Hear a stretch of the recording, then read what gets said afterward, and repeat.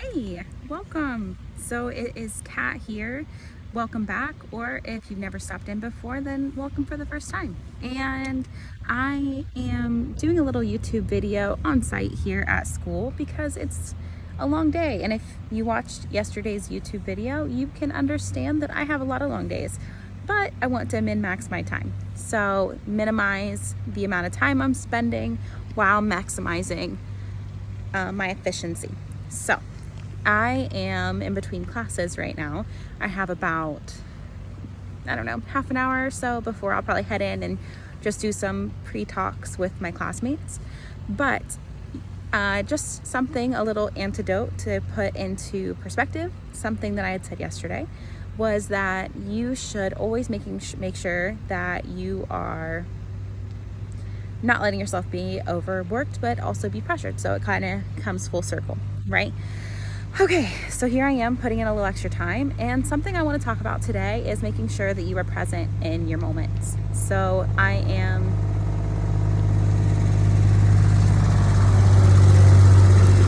sitting on campus, and I apologize for looking away, but again, be present in your moments. It was perfect timing. If I see somebody or something is happening around me, I'm not going to ignore it just because I'm sitting on my phone recording a YouTube video. It might feel awkward. I would prefer to make eye contact with those guys and wave and say hello, because they're on here working and, can use a little extra spunk too, just like I can. So now I think, I don't know if I said it, but your presence is more than, just being in the moment. It's about making the most of it, talking to those around you, or observing your environment and taking in what you can, because if not, you're going to begin to feel like you are displaced. You're just like a little tiny person in this giant world of activity, right? So I can look around me right now and I see the sun is beginning to set and the trees are just lightly lit, and the fountain, I can hear it around me. You can probably hear it as well, hopefully. It's a good little background noise. But there's other things too. So I have, my little drum guitar thing. I call it a guitaraphone, vibratar thing. And it's incredible. I love it. It makes me happy because it's something that I did in my free time. And it's, to me, something that means something. So I spent about an hour or so on this project for my music course, and we were set to think like a second grader and create our own musical instrument. So take something from your house, don't buy anything, don't do anything, and just make it, right? And I've taken an art course here as an education major as well. So I have, paints, and I have different things, but I'm also a collector of just random things. So it was an old gift box that I had bought on clearance at some point. And you never know when you're gonna need something, okay? And I get schooled for it a lot. People say, hey, you don't probably need that, but listen, it came in handy this time. And I will say it's probably not always true. I don't always need the things that I buy, but someone else may. So let me just show you. It's a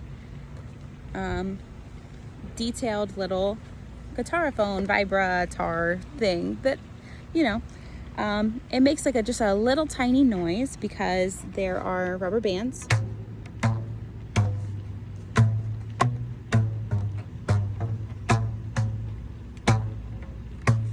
And I swear it sounded better earlier, but the box itself is starting to fold in on itself. But I don't think my professor is going to care. He's going to see the effort, because not only did I put the strings on it, which themselves have a little bit less tension because the box is curved, but I put strings, or I put tiny little rubber bands around the outside, covering different layered, let me show you. So you can't quite see it, but it's interlaced between all of the different rubber bands, making it actually have different tensions. So that's why very, very slightly, I know it's not crazy different because I didn't have a lot of rubber bands, but they have a tiny bit of a different sound when you play them.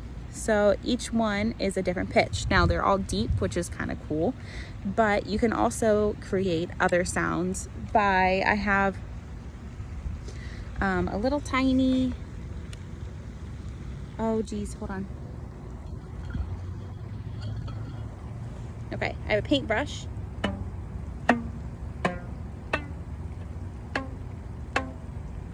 And you can see I'm like just holding it down.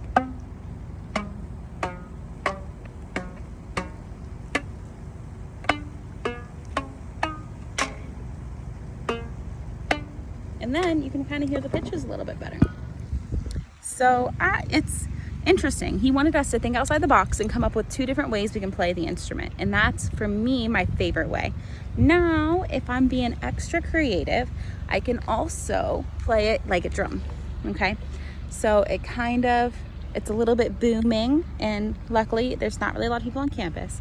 But if I look away, that's all it is, because I've already recorded this once, because then I had a 10-minute conversation with a really nice professor here on campus. Okay, ready? All right, I'm gonna have to hold it. You don't get the full effect otherwise. Okay, ready?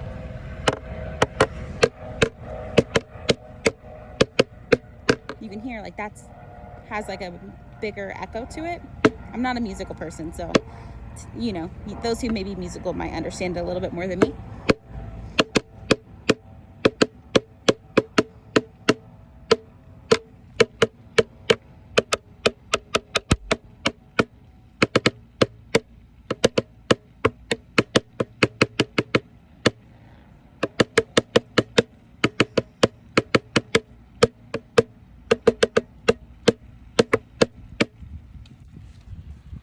There you go.